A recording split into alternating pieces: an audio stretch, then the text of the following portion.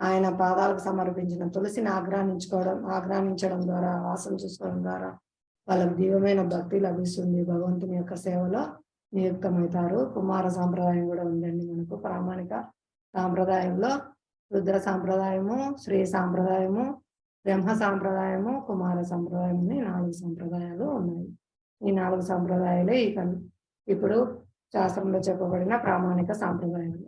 అందులో ఉన్న ఆచార్యులనే మనము ఆశ్రయించాలి. ప్రామాణిక పరంపరలో వచ్చిన ఆచార్యులు.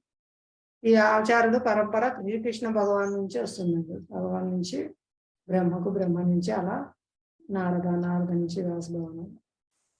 ఈ విధమైనటువంటి 4 రకాల ఆర్తి, అర్థార్థి, జిజ్ఞాసు, జ్ఞాని వీళ్ళందరూ భగవంతుని ఈ 4 రకాలైన పుణ్యాత్ములు ఆశ్రయిస్తారు అన్నమాట. వాళ్ళు సుకృతుడు. భగవంతుని ఎవరైతే ఆశ్రయిస్తే వాళ్ళు కోరికలు ఉన్నా కోరికలు లేకపోయినా. ఇది భగవద్గీత 19వ శ్లోకం. నిన్న కూడా చెప్పుకున్నాం. బహునాం జన్మనాం అంటే జ్ఞానవాన్ మాం ప్రపద్యతే వాసుదేవ సర్వమితి సమహాత్మ సుదుర్లభ. నిన్నటి క్లాస్ అండి, అంటే శనివారం క్లాస్. నిన్న అంటే ఆదివారం హాలిడే కదా.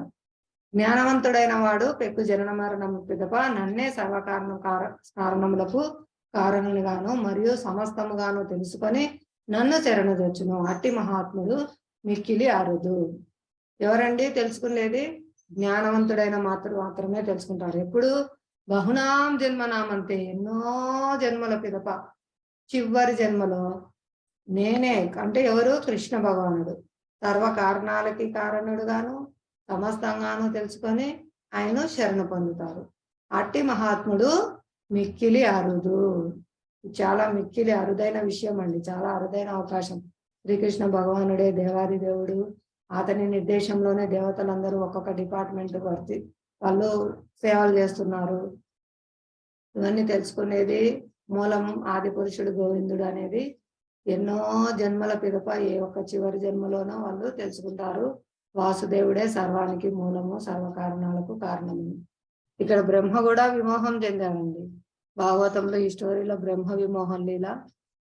బ్రహ్మ ఒకసారి బ్రహ్మనే ప్రార్థన చేస్తారు భగవానుని. మమ్మల్ని దేవతలందరూ వెళ్ళి బ్రహ్మను తీసుకొని వెళ్ళి భగవంతుని విష్ణుమూర్తిని ప్రార్థన చేశారు, మమ్మల్ని రక్షించు అసురుల బారి నుంచి అని. అటువంటి బ్రహ్మ స్వయం భగవాన్ అవతారం కాదండి, అవతారాలన్నిటికీ మూలం ఆది పురుషుడు గోవిందుడు కృష్ణుడు.